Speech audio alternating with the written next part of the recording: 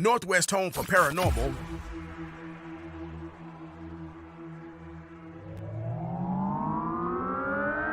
you're listening to U.S. Phenomenon with your host, Mario Magana.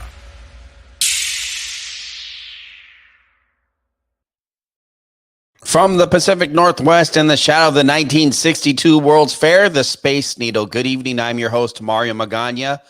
This is U.S. Phenomenon. You can be a part of the show by texting the studio hotline at 775-990-5151. Tonight, you can be a subscriber to our podcast and TV stream. Just go to my website, onairmario.com, to subscribe to our podcast, or wherever you download your favorite podcasting. Just go and search U.S. Phenomenon. I'd like to take a quick moment to welcome our new affiliate, North Beach Community TV, to the U.S.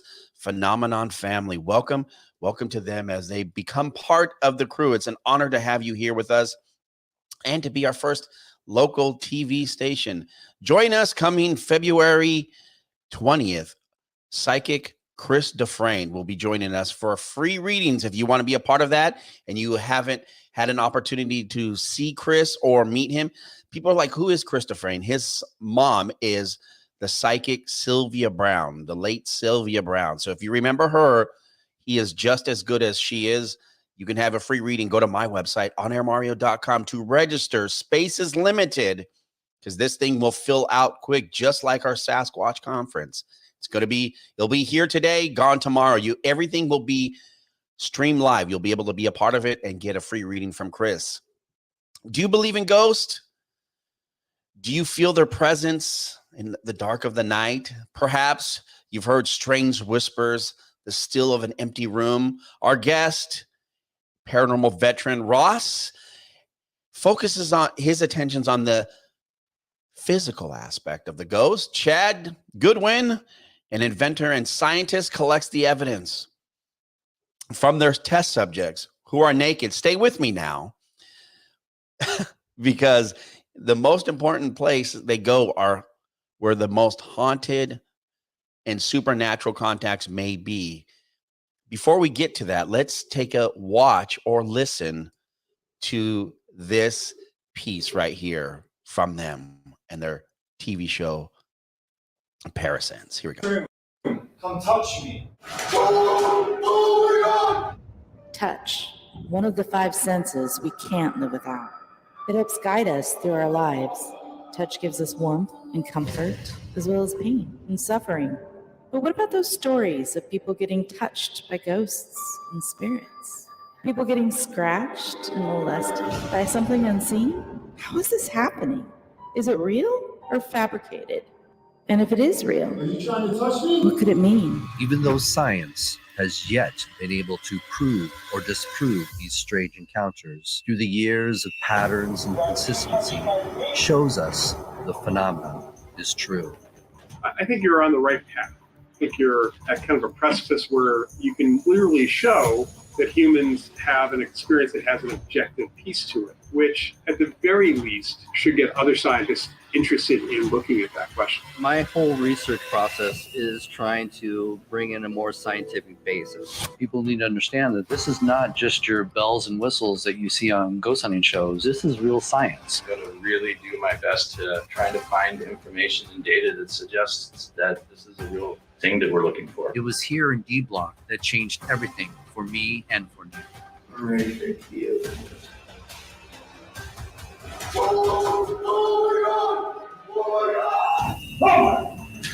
Hey, you in the corner here touches people. You around here?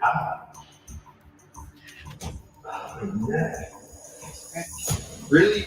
Scratch me? Oh, I'm red. At the exact time that I was scratched, looking at the larger data set, you can see anomalies in the PIR and ultrasonic sensors. We can use that data to then create an animation showing what happened in approximate real time. So it looks like whatever it was moved toward me and then away very quickly. When dealing with the paranormal, you have to be prepared for just about anything when the spirits are truly the ones in charge. The question is, how does the body perceive these experiences? What are the cause and effects of when this happens? And most of all, How do you prove these intimate encounters? For the first time in history, our journey into this untapped realm has only just begun.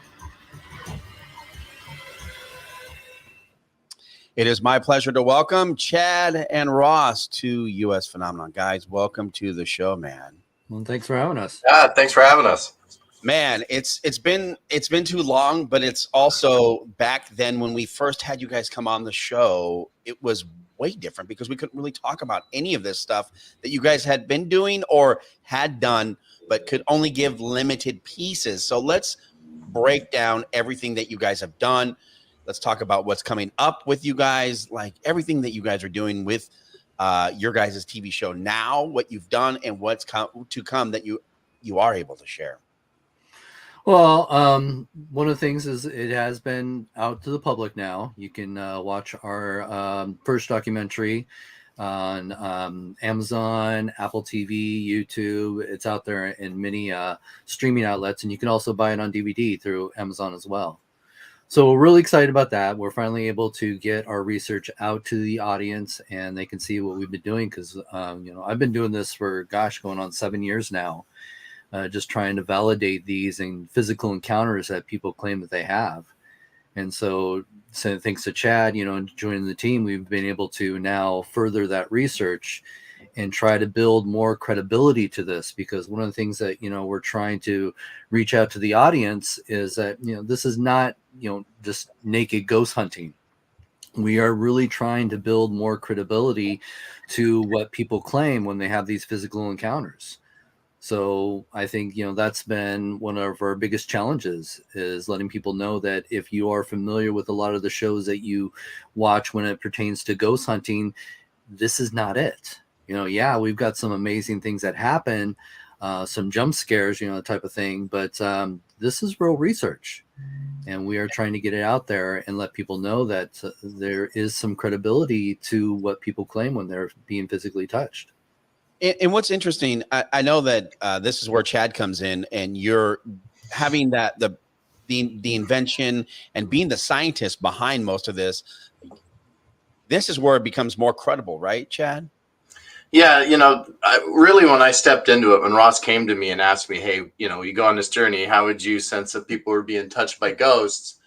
What I really did was when I went out and looked at what he did, I wanted to make sure that he was, following some kind of a scientific method, and that I could pick that method up and move it on. And what I found out was that, he had equipment and he had methods and he had this empirical way of collecting evidence in ways that was very interesting. And so it made the most sense if I could take what he was already working on and start expanding and multiplying that to collect data. And when everyone says, why naked? Why does the subject need to be naked? Well, one of the things is, if you're trying to prove touch, you need to know what's happening to the physical body.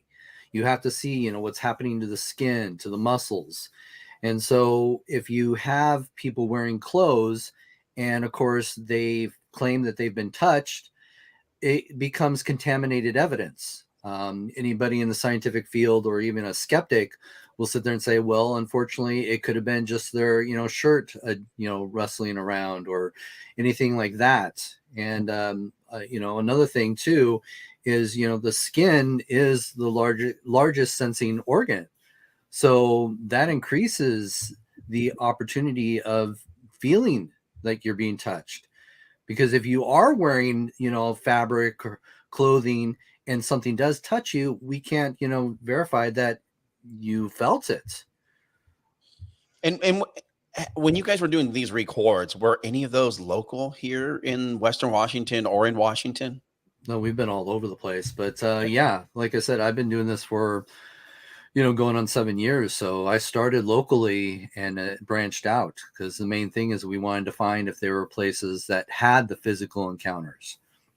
So there's been a lot of places. In fact, Chad talk about some of the places he got to join us. Yeah, I've been to the USS Turner Joy. That definitely, we had some experiences in there, and Ross seemingly knows how to ring them. So we were in the front of the boat and we could hear things, and it was like, I don't know, it's crazy. And I had some other experiences there. And then in the documentary, the first place we stop is Northport, Washington. And so we did a whole investigation. It's in the documentary from right here in Washington. And I know that in the documentary, you got scratched? Is that what happened?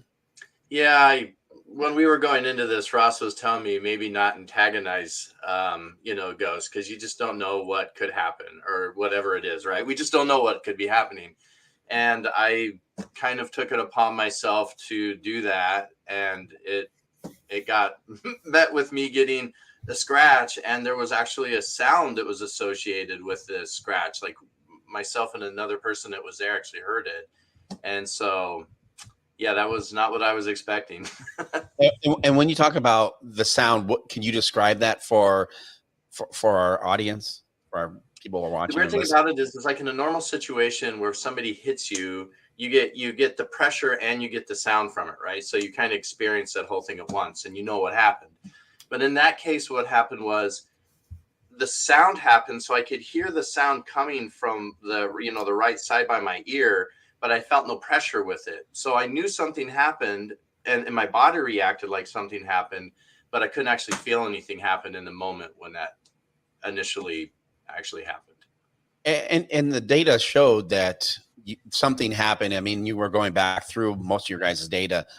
Did it scar you? Were you scarred? Or, I mean, is it healed? Did you have any, like, in that episode, was there any proof? Were you able to see like red marks, or was there, I don't know, I guess I'm really looking for evidence, like physical evidence.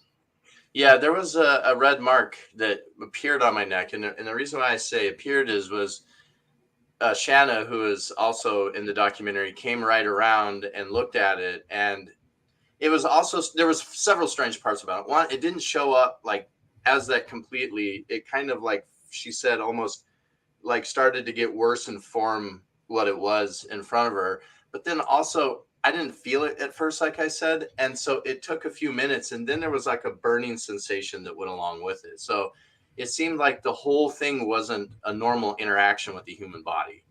At least not that I'm used to when I scratch myself, right? Right. Or, I was going to tongue in, cheek joke with you, Chad, because I know we do go back, and, like, this isn't your normal, like some girl kissing you on the side of the neck and giving you, a love tap or a love bite or a love scratch. Ross, when you're doing these experiments, I know you were talking about this earlier, how you've done this for such a long time. And I know that outside of the paranormal TV stuff that you've done with the documentaries and these different docu-series, outside of the collecting of this data and doing these projects, you actually go out and do local stuff, or I would say you go out and do other, haunts or, investigations, if it's different old abandoned buildings, or maybe it's not abandoned and it's, even a functioning building. You guys will go out after hours and look for that type of paranormal activity. Is that would that be correct? Yeah. No, I am the only full-time ghost hunter in the Northwest. So I've been for, going on, a little over 30 years now.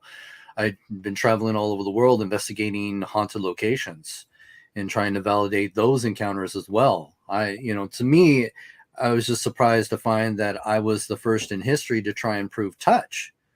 No one's ever tried to take on that challenge.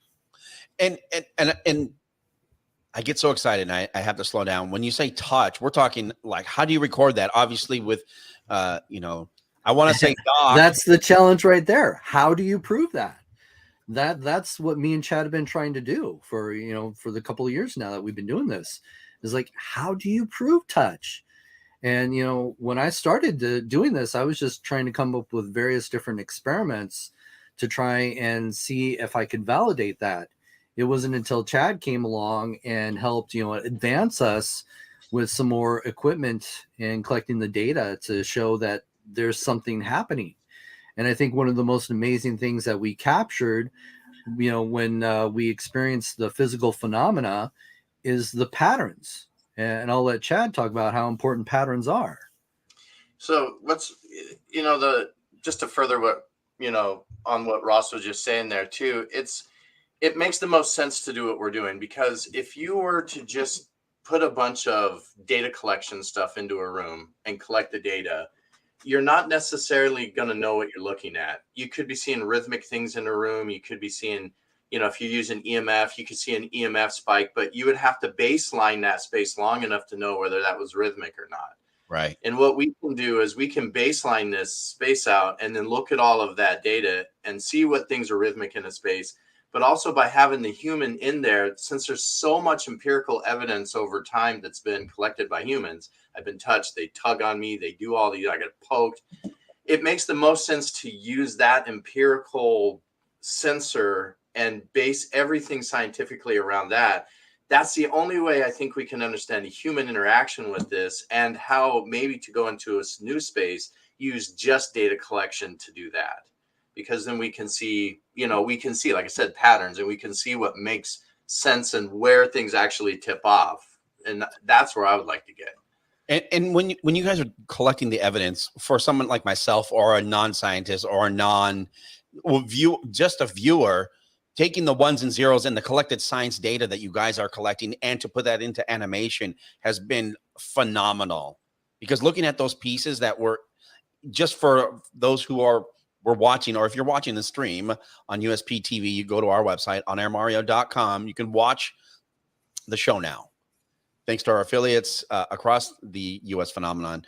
But when we talk about that animation is so key for someone who may be just a nonchalant average watcher or viewer, to be able to see that, and then it puts it together, from soup to nuts, to be able to have that type of see me, feel me, touch me, because we live in that society and some people just don't work in the worlds of ones and zeros and collected data. So congrats to you guys on that piece, because that animation is huge, to be able to watch what you guys are doing with that collected data and then transpose that into the animation there. Yeah, that's one of the biggest things in science, is really how do you take the information that you get, and then how do you convey that to the people you're trying to tell the story of what you've collected to. And sometimes that's graphs, and sometimes that's a table, of data. But in this case, there was really only one way to do it, and that was to try to take the data and then make it into something that we could say, hey, we know that happened, and we know something came at it. This is what it could have looked like. And what's even better is we can take those data points, because we log them all with date, time, all the way into the millisecond range. And so we can actually put together what it looks like and how fast things were moving and the distance that things were moving. And you see it's choppy because the distance and time was different. And that's how we can make it so people can actually experience it with us on what we think was happening. And, that's another big challenge that we faced, is because a lot of these television shows, they claim that they're trying to be scientific in their approach, and they really aren't. There's not a lot of data collecting going on in a lot of these shows. Right. And even Chad watched a lot of these shows just to kind of get an idea of what we're trying to do. And I forewarned him. I said, this is not what we're trying to do, what we see on TV. And so trying to make science entertaining for the audience as well is one of those challenges that we face. Is, what can we do to help them understand how important this data is? And Chad did the animation, and kudos to him for doing that. It was, I agree on some of the stuff that we're seeing that's more mainstream on this. One episode of a show, they put like an iPad right on a countertop and sat in a chair, and they were like, okay, touch it. And if something interacted with it, it would go off. You can't explain what that was. It could have been a program, could have been a timer, could have been any number of things that set that off. And there's nothing to directly correlate that experience with anything that you could say happened in that space. And that's one of the biggest problems we have in the paranormal field, is most ghost hunting shows and ghost hunters alone out there, investigating the paranormal, are dependent on these spontaneous things that happen in a haunted location, whether that's just a sound or whether that's, a spike on their EMF detectors. And they want to say, oh, that's paranormal, it's a ghost. But that doesn't really prove anything. It's exciting when you're in the moments, but, like Chad said, we need more. we need to be able to validate these experiences. We need to challenge ourselves as paranormal investigators. And a lot of people aren't willing to do that, or they don't know how to do that. And so that's why, we're trying to break the mold when it comes to ghost hunting. Well, I mean, some of the. Oh, sorry, Mario. That's also that we just don't have the capability. Some people don't have the capability to actually create this instrumentation. That's where things come from. So you buy it from somebody and they have whatever their thing is, and you're limited to that. That's kind of where I think the convergence happens. Mm-hmm. It's interesting because you're trying to get that "I got you" moment, and especially in TV production. For those who, I mean, it's not sexy. That's a lot of time, a lot of digital film that has to be edited. You're trying to get an aha moment in regards to collecting the data, and it's the pressure of whatever you might be doing. I think that in your guys's be able to have someone like a Chad who is a scientist, where you're not purchasing the gear and it's customized for what you guys are looking for, but it's working for you guys. And that speaks volumes across all platforms, especially in the paranormal world, where you guys are able to say, look, man, we got science behind us now. Because everyone's going to say, oh, hey, maybe. But now we're talking about hard evidence. I mean, you guys are recording it. You're seeing this. And to have the, again, like I said, the touch me, feel me, see me aspect to this is a game changer for you guys. I just, congratulations on that part. Not trying to sit here and, suck up, but just good kudos on your guys' team to be able to put this together in a fashion where the average listener, viewer has the opportunity to understand what you're trying to do versus we're doing a TV show here and we're going to script it as much as we possibly can. And yes, I'm sure some of that has to happen for them because they don't have the ability to, I mean, it's the same thing as like a Bigfoot hunter or a cryptid. They're going out, they're like, okay, we'll see these, whatever, maybe we see this nest or a footprint or, broken branches or things upside down of whatever, rocks stacked. But was that filmed? Was that, set up? How does that play out in those worlds? So to be able to back it with science is huge. Well, another thing, one of the other things that we did that was really good too is if you see in the, when you watch the documentary, we talked to Lloyd Auerbach, and we took him out with us on one of our investigations because to me, when Ross brought up that we had that opportunity, I wanted to make sure that somebody else that was known and has been doing this and working through this type of stuff for some time to see our method and agree that the scientific method and how we're applying it is correct. And I've also been really lucky to be able to have contact with Barry Taff as well, who is, was part of the Entity case back in the day. And Ross knows all that. And talk to him about it and give him some of the stuff and have him, who's kind of a, he doesn't really believe in ghost hunting, say, wow, you guys are applying this method and you are getting things, that was also, it was third-party scientists that are in the field as well that help. And to touch more on that, as I was going to say, is we have to be as transparent as possible. And that's our goal. We want everybody to see all the data. You probably don't want to look at the millions upon millions of data points that Chad collected, but we're willing to share it to the audience. If you want to see it, let us know. We want to put the experiments up there to the public, from point A to point B. Because I know when you watch a lot of the documentaries, you're seeing an edited portion of it. But we want the audience to be able to see what happens. And if you see the documentary at the very end, after the credits, there is an experiment that runs from the beginning to the end. And if you want to sit through it and watch it, go for it. We just want to prove to people that this is not, actors pretending to be, subjects. This is not, the magic of editing.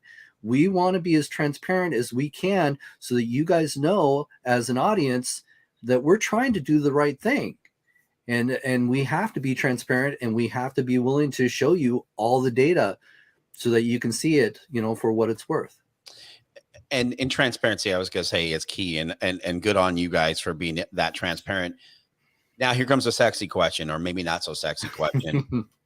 I mean, how much time do you typically spend on these, putting all this, like when you go out to a shoot, or I shouldn't say shoot, but to go out and collectively do a science experiment, how much time are you spending out on the field? Well, usually when we set up an experiment, we'll be on the property for maybe 2 or 3 days.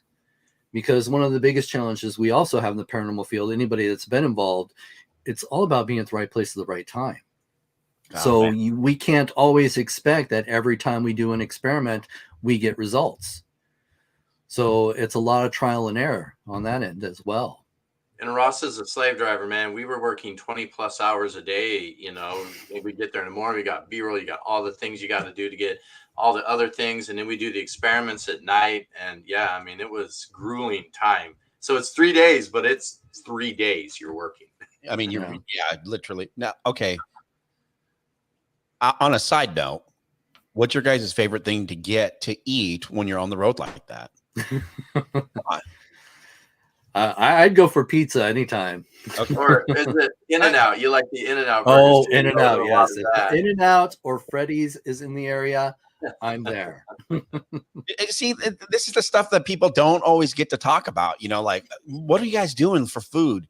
You know, I was reading a story recently. Do you guys typically bring things? Let's say you're going to a place, a hotel, wherever you're going to do an investigation, and you've done your research. Do you typically bring things that, let's say there's a subject, a ghost there that was maybe a kid or whatever? Do you ever bring them gifts or bring things that they may have liked back in those days from that time period? Well, when we're doing normal ghost hunting, yes, that's what you call a trigger. So you try to bring things that might be more associated with what's haunting the location. So if you are dealing with children, toys are really great to deal with. Old time music is really great. So yeah, it's definitely good. I know when I've investigated like the Turner Joy or the USS Hornet, we'll dress up in naval uniforms, especially naval uniforms for the time when the ships were active. Okay. And sometimes that can trigger some phenomena as well. And have you spent any time at the old mortuary in Seattle? So which one are you talking? The one in Georgetown? No, Kells. No, Kells. Oh, Kells. Yes. In fact, I was one of the first teams to ever investigate that place.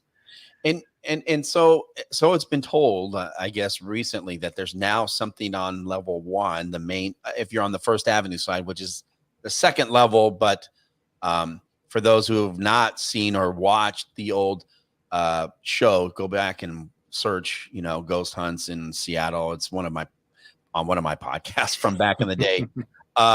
What's her name? Mercedes Yager. She was a guest on. So, but I guess there's someone now that entertains that space now, and I heard that was where the most haunts were at, was on level 2 on the First Avenue side.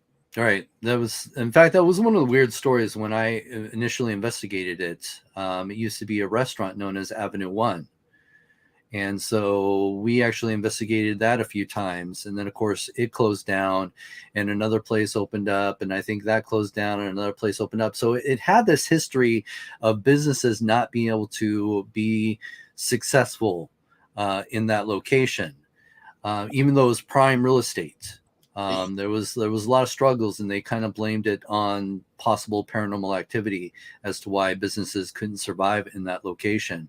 And so it sat vacant for, gosh, I think a good, 10, 15 years before they finally renovated it. And now it's offices. And I have heard the stories that there have been people experiencing stuff on that. So there has been phenomena on that first level, on the First Avenue level, as well as the upstairs area too. So there's been activity reported on that location for quite some time. And before we start talking about, you guys are going to do a second series, right? A second season, or of your ParaSense? Yeah. This is a docuseries. So we are continuing to do the research because, we still need more data. we don't have enough data to tell you exactly what it is, but we can definitely validate there's some weird things happening when people have these encounters. So there is definitely some more.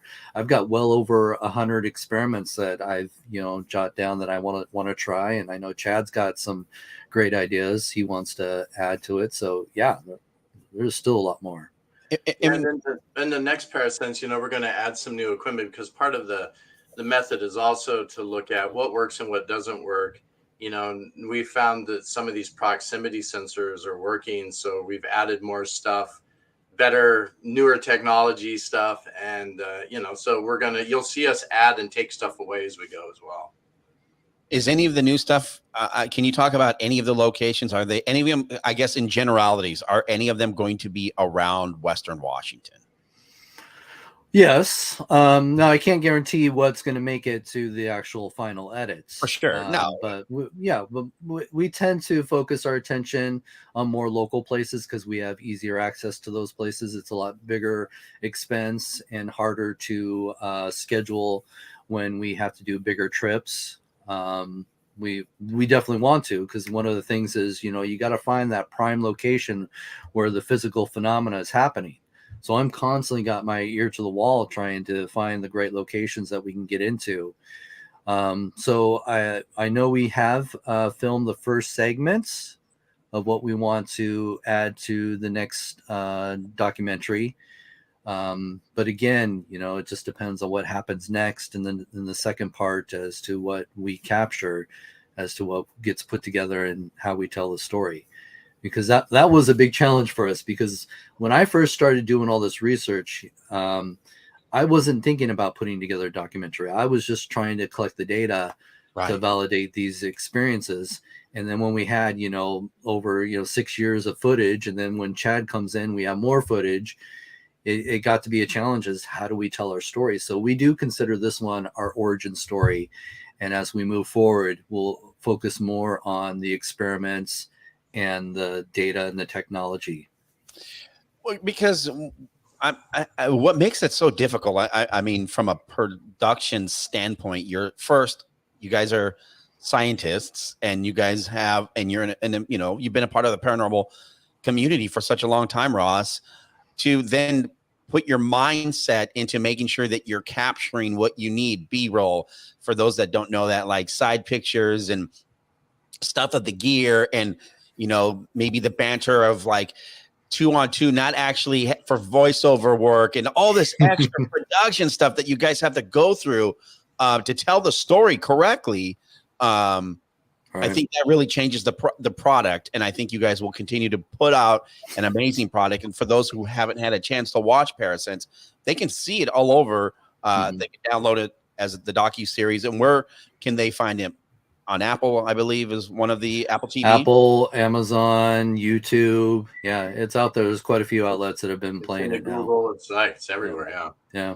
Let's talk about before I want to get into the next stuff, but what was your guys' favorite experiment from the series, from the docu-series? Chad or Ross? Well, I think mine was obviously where I got scratched. I mean, that was a pretty big moment, and we experienced so much stuff. Well, I guess Ross is used to it, but I wasn't. And, after I got out of there, man, it took me a little bit to get over that whole idea that I got scratched. And then I do an experiment in the documentary right after that, because that was kind of a side thing that was just happening. It wasn't even an experiment when I got scratched, but the cameras were rolling.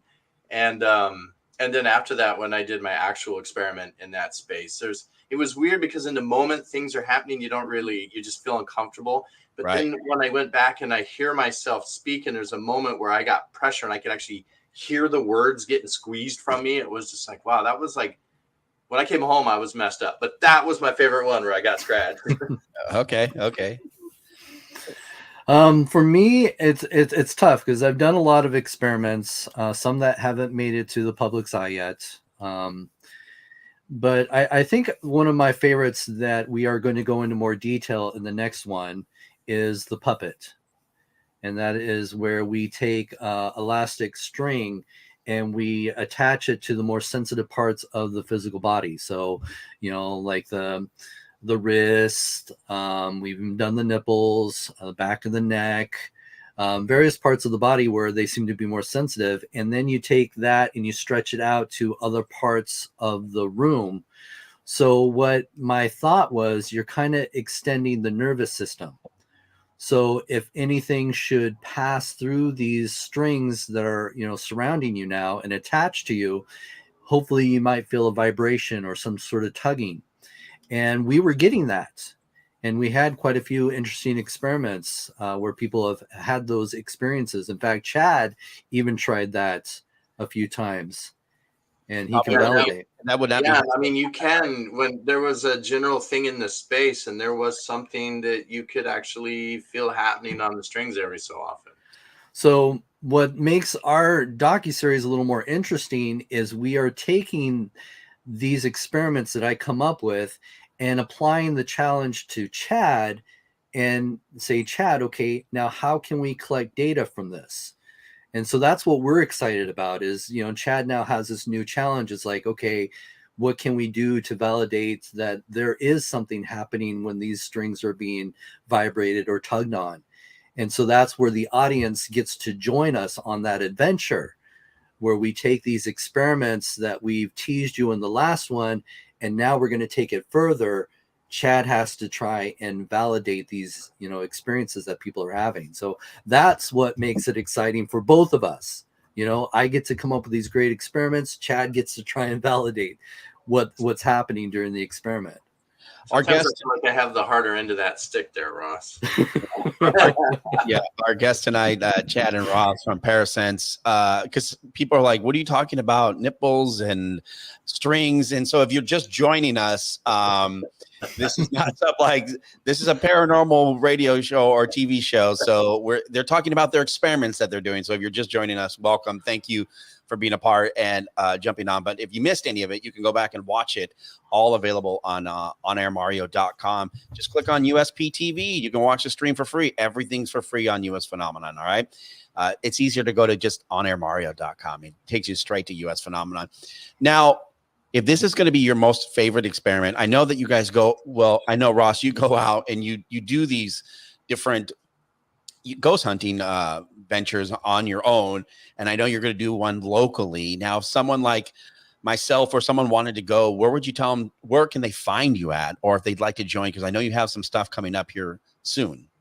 Well, I always encourage people to check me out on Facebook. That seems to be the one social media that I tend to be a little more active on. So Ross Allison Ghost Hunter is where you can always find me. And I usually post a lot of stuff that we're working on, trips that I'm going on, any live video that I'm doing. So that's always a great place. If you want to see any of my books, you can also, go to Amazon and find a lot of my books that I've published as well. So there's a lot of outlets where you can find me. You just type in Ross Allison Ghost Hunter and you'll find me. Chad, what patents are you working on now for the paranormal world that you're able to share without giving away too much information? We're working on more stuff and instrumentation around looking at the space. And now, if you can imagine, we're trying to sense the space between the spaces. And so we've kind of gone away from just around the person directly. And now I'm working on technologies and looking to apply technologies that can look further through the spaces. Do you guys feel walls and stuff? Do you guys feel that with, I know recently I read a story about a lot of paranormal activity on airplanes on the closed circuit PA system has been reported recently. I'm not sure if you've seen or heard about this, something that we did a US Phenomenon Paranormal Story of the Week, where there have been reported things being said on the PA system that were not the flight attendant or the pilot. This is something that's been actively happening a lot on American Airlines. So if you guys are looking for a fun, maybe airplane situation, maybe look up those stories. I'm not sure that being in a tube like that really basks with all the surrounding noises, but I don't know, just interesting to hear. I mean, anything's possible in that. I don't know that what people are hearing could, I don't know, it could be interference from, cell phone, things of that nature too. So yeah, that whole thing. So I've been really focused. One of the other things, since you asked that earlier question, I've been really focused on thinking about this EVP, the electronic voice phenomena where you can you can record it, and in our days in audio, it starts bringing up things like you just said, like cell phones and things. And so I've been looking at this EMI quite significantly and trying to figure out if there is a way we can actually see how that voice interaction could be happening directly with the electronics. And just seeing locally of places that are haunted or of that have, I don't want to say haunted, but have more paranormal activity. Ross, I know you guys are going to do something locally here. I definitely want to try and jump on that just to go and hang out. And, I've not ever seen anything. And that's the thing that's the beauty. I'm like, I've never seen anything. So maybe I shouldn't go just because they're like, oh, he has like, hey, this is a virgin. Let's get him, And I mean, we always talk about like the Georgetowns, the haunted houses, the haunted morgue, which tongue in cheek, it's just a great haunted house. And it's interesting because everyone's like, oh, that was a mortuary. But I'm like, if you do your research, it wasn't a mortuary, ladies and gentlemen. I think you should come out to the Turner Joy with Ross and I and experience that. That's a good you can be a subject. I don't know that anybody wants to see all this naked. You know what I mean? But hey, for science, I guess. Who knows? Hey, maybe a great show for you. Yeah, right. Rating host, U.S. Phenomena host naked. But seriously, on what I love too about what you guys are doing is the show me, the touch me, see me, feel me aspect to this, because a lot of it seems when you watch not just your stuff, but in general, most of it prior to you guys coming out seems so scripted in that world. And it's unfortunate because it's like, oh man, someone who's been a part of this business for such a long time, it's like you start to see we'll call it the almost like the real world effect, that piece where it's supposed to be reality TV, but as I throw quotations in the air, but to have that piece not be so scripted and being able to tell your story. I think what's great is, again, the science and data that you guys are collecting to prove and show what you guys are doing. And I'm assuming that a lot of data is being collected, but some of it isn't, you can't use because it's like that. There's not really anything going on at this venue. Well, I think one of the challenges that we've faced is, we want the audience to know that we are legit. I'm a real ghost hunter. Chad is a real scientist. We're not actors playing this to be on TV. And I think that's the biggest problem, because if you watch a lot of these television shows, it's become the same thing over and over and over again. It's just a different cast, Right. And we are trying to let people know that there is something different out there that you can watch and learn from. We want to be as educational as possible. As we said, we want to be as transparent as possible. So it has been challenged because a lot of the television shows are looking for the next Zach Bagans, and we're not that, So if that's what you're looking for, I'm sorry. But if you're looking for, some of the exciting, research and the reactions that people experience when they encounter this phenomena, we got that. We covered all that. We've got some pretty exciting things that do happen. And so it's a fascinating field to be in. And it's, been exciting to share our story and experiences. I think what's good, what I like about it is it seems to me from a scientific standpoint, going into this from a new thing, is that it's endless opportunity right now to figure it out, because even in the documentary, we show other things that happen to people that we didn't capture any data on.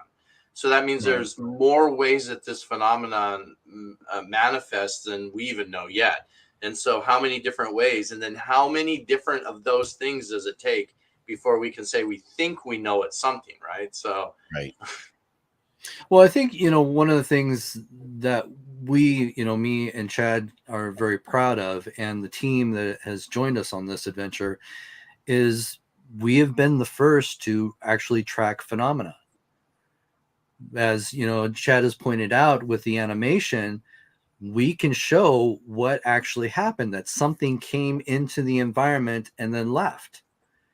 And that alone is pretty amazing, because even working with, Lloyd Arbach, parapsychologist, there's a big belief and this could also be part of it as well when people experience touch. But a lot of people believed that this is something that you project from yourself and then it comes back and attacks you. And so you're actually attacking yourself through psychic phenomena. Yeah. So there's that big, belief out there. But what we've been able to prove now is that some entity came from nowhere, attacked the individual, and then left.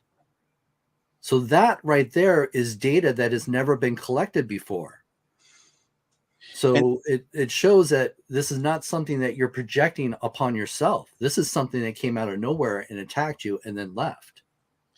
And is it always attacked, or is it visited, or is attack really the word that we need to be using when we're looking at this? Honestly, Well, I choose that because that's what happened in those cases in the data that we collected. But otherwise, it's not always negative. People have had a lot of positive experiences when it comes to a physical encounter with a spirit, shall we say. Yeah. Have you done anything? I guess I always ask this. Well, I don't know that I asked this, but I think my curiosity, someone who's been from the Northwest, has lived here my whole life. The Cobain effect. Has anyone done anything around that home, around his place? Has anyone been able to do any? Is that a place that you guys would be interested in looking at? The Kurt Cobain? Yeah. Yeah. In fact, I investigated a couple locations. I investigated his childhood home. You got to check that out. And so there was interesting phenomena around that. They wanted to claim that it was Kurt Cobain haunting the house. I don't know. I didn't get any information that can validate that. And then we also investigated the supposed bench, where the stories were that he hung out at the bench right outside of his home where he had committed suicide. So there have been stories that people claim that they see him around that bench area. So yes, there has been some interesting things. And it's an interesting case alone. I know there's a lot of stories, whether it was suicide or whether it was murder. No one knows for certain. But the situation is, it was a very sudden and unexpected death, and that alone could easily trigger a haunting. Even if it was suicide, there's always regret. Sometimes there's a lot of stories out there where somebody does commit suicide and they choose to haunt because they're living in the afterlife in regret, that they wish they hadn't done that. They were just in a very, very dark and, sad part of their life. So that could easily be a haunting. Or if it was murder, maybe they're haunting because they want somebody to know the truth of what happened to them. Right. Especially something so unexpected like that, to be abruptly gone here today, gone tomorrow. I mean, it could happen. Right. That case always interests me, and I find so many interesting articles about the Cobain case in regards to, was it apparent suicide? I personally, if I was to give my own opinion about it, I think that the Seattle police probably did not do a full correct investigation, because they claimed him as a drug junkie. So on that piece, I think a lot of it's just swept under the rug. Okay, apparent suicide, boom, boom, boom, boom, we're done. And so, I mean, there's so much evidence out there. Hopefully somebody will be able to tell the correct story. And if it was suicide, then it was suicide. But if it was something else, people want to know about that as well. All right. So you guys are going to do a second series. You're going to do a second season. You want a series or season? What would it be? Docu-series? I guess that's in addition to the series. Yeah, in addition to the series. Like I said, we're not done. I follow Chad's lead when he, I get excited and it's like, oh my God, this is amazing. We got this. And he's like, whoa, Ross, we need more data. We need more data. Right. So I have to follow his lead on that. So yes, we definitely, I agree. We need more data to have a better understanding of what it is. Like I said, we've been grateful in the fact that we've now been able to track the phenomena. We've also been grateful for the fact that we can show patterns, which, check and validate is very important in the scientific field. So, just a little bit of that information helps us to further the research. And I know he's got a lot of great ideas, and I'm excited to see what he comes up with as much as he's excited to see what I come up with. So we make a great team there. Yeah. And how much filming have you done already for the second part of the docuseries? We did, I think 3 days in an abandoned hospital. So that was pretty cool. And a brothel. That's right. There was a brothel involved in that too. And that was all here in Washington. So yeah, there's an old brothel in Washington. Yes, there is. There's a few. Okay. Interesting. It did happen in Washington too, just so you know. Right. I'm like, wait, that was a thing. It was a thing. Yeah. I think it still is on Aurora. It is, yeah. Right. For those, right. There's so much when you guys talk about these, putting this stuff together. When can people expect to see the second part of the docuseries, the next part? Are we talking a year from now? Are we talking 6 months? No, I would probably maybe 6 months. It does take time after collecting the data to put the story together, and then the editing. The editing is probably the most grueling part of it all, trying to put it all together. So that usually takes a lot of time. What, Chad, if you had one piece that you could say, I know that you and I go way back to our radio days. Did you ever think you'd be a wild scientist? I mean, I want to call you Doc Brown, but because of the tongue in cheek with the Back to the Future stuff, because I know we're the same. All of us here are roughly around the same age. What made you want to be? He does have a patent for the flux capacitor. I do have a patent for a working flux capacitor. see, that's another show we have to do. I'm interested. Time travel, right? Time travels. Really. But did you think you'd be a wild scientist? No. When I exited radio, or radio exited me, I don't know which one it was, but that's how it works in radio. I knew I wanted to do something with the skills that I had been putting together over time. And so when I went back to school after that, I thought I was going to go into electronics and do something. And then nanotechnology came along, and then I did cancer research, energy storage research. And then it all just culminated into this whole thing of, I'm a scientist and I have patents, so I'm an inventor. And then, I talked with Ross. I did a radio show here in 2016. It was part of one of the LPFM stations. And that's how we ended up meeting. And then when I told him I'm a scientist, and we talked about stuff, and I teased him, and I never talked to him again. And then 3 years later, he pops up. I'm like, yeah, now I can take all these skills I've gained and apply them to what you're doing too. And it's so interesting. And I just love all the facets of science. Right. That's how we got here. But no, I never thought when we were hanging out back in the radio days, I'd be doing this. And I love how the worlds really cross paths. And it's just I feel very blessed to had an opportunity to work with each other, but to, again, then sit down with you over time and watch how we've all evolved and grown and really done our own thing and take these different paths and look at the two of you who had worked together, worked on these different projects together in regards to broadcasting. And then all of a sudden you stacked your chips, he stacked his, and then it became one huge successful project that you guys have worked together on. And here you guys are working on the second piece of your venture. So congratulations on that. Thank you. Thank you. As we get close to wrapping things up here, if someone had something in regards to maybe they have a haunted home, I know that Seattle, Western Washington, there's a lot of old stuff. Maybe it's not even around here, but there are old places that have had these paranormal activities, and people are afraid to share this stuff because they don't want to be labeled as some crazy individual. Where would you tell them to go to? Well, it's funny you say that people are afraid of sharing those stories. It's not really the case anymore. Back when I first started ghost hunting, this is before all the television shows, to date myself here, but you really didn't want to tell people you were a ghost hunter because you pretty much would find yourself alone at the party. But now, because of the popularity of the ghost hunting shows, you're considered a rock star if you're in the paranormal field. So finding people that are more, than happy to share their experiences is pretty common.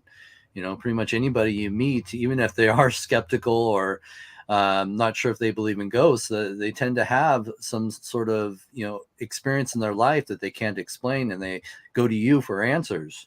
So I've always told people, if you're looking for outlets, if you're having experiences in your home, you can look up a ghost, which is the Advanced Ghost Hunters of Seattle, Tacoma. We are the oldest ghost hunting group in the Northwest. You can seek us out for, possible investigations. I can't always bring Chad along because he's a very busy man as well. But I'm always looking for a good haunt to investigate. And around the Pacific Northwest or anywhere, I guess, around the country, you guys are willing to go, time permitting, for your guys' investigation, I'm assuming. What's the most remote place you've been to do an investigation? Northport. Oh, wow. Northport is in the middle of nowhere, believe me. It's a tiny little town. I think it's like maybe 2-3 blocks. Seriously. So you're bringing it all in then?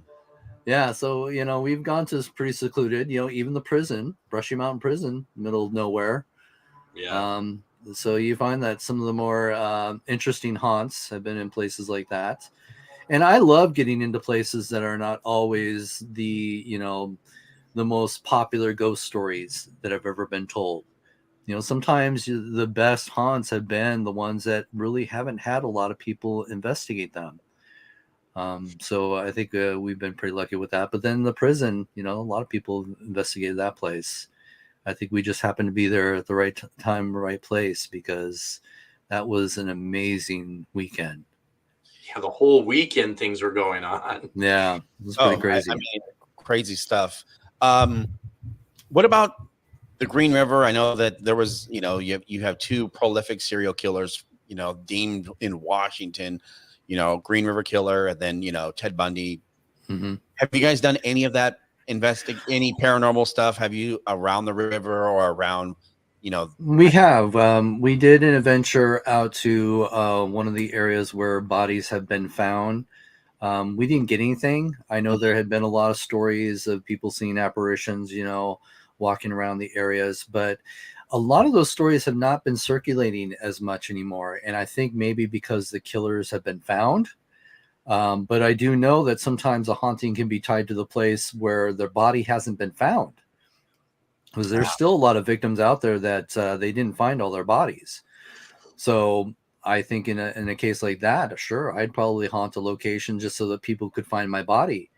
There's a great story where there was an apparition seen on the floating bridge on rainy nights. People would drive by and see a woman walking in the rain along the bridge. And of course they'd pull over because, it's not a place where pedestrians should be walking. Right. And they'd pull over to give her a ride. And as soon as they pass her and pull over, they turn around and she's not there. Ooh. And she had been seen numerous times walking that bridge on rainy nights. And come to find out, when they were doing the repairs on the bridge, divers were down under the bridge and they discovered a car. And when they pulled up the car, they found the body of a young woman in the car. Oh. And ever since her body had been discovered, she had never been seen. And they think what happened is on a rainy night, she was driving on that bridge. There was a bump in the bridge that she was just driving too fast. And when she hit that bump, and that was one of the repairs they were making, her car went over the edge and she drowned. And so I think a lot of times people saw her apparitions because she was trying to let people know that that's where she was. And a lot of people thought, because this was the time when, Ted Bundy and, the Green River Killer were out there, and they thought she was one of the victims. No, she just died in a horrible accident. As we wrap things up from the Pacific Northwest, any last parting words, guys, before we let you guys go? Well, I think for me, I just hope people will give us a chance, check out our documentary. And, and hopefully they'll see for what we're trying to do is, trying to bring science and more credibility to the paranormal field. And where can they find it one last time? Amazon, Apple TV, Google, YouTube, and there's a few other ones out there. We'll have a link posted. If you haven't subscribed to the podcast, do that. We'll have a link in the podcast so you can watch it as well. Chad, anything before we let you go? If there's anybody out there that has great locations and they're interested in collaborating with us and having us come work with them and set up, I would really like to talk to more people in the area and experiences and see if we can collaborate and have instrumentation running around, more than we're able to just do it ourselves. Yeah. Well, thank you guys both. As we wrap things up from the Pacific Northwest, I'd like to thank our guests, Ross and Chad. Thank you. I'd like to thank all of our affiliates, KOSW, KGRG, KAPY, our flagship station, KVI, and our new affiliate, North Beach Community TV. Welcome to US Phenomenon. Also, if you haven't signed up for our psychic free reading, go to my website, onairmario.com, to subscribe. You'll be able to hang out with our special guest, Chris Dufresne, who'll be doing personal readings as we do a full US Phenomenon psychic reading show. Go to my website, On Air Mario, to subscribe. It's going to fill up fast. I promise you that. He is a great psychic medium from the Pacific Northwest. I'd like to thank you guys again. From my entire team, Jeff Jens, Mark Christopher, Sophia Magana, and myself, Mario Magana. Be sure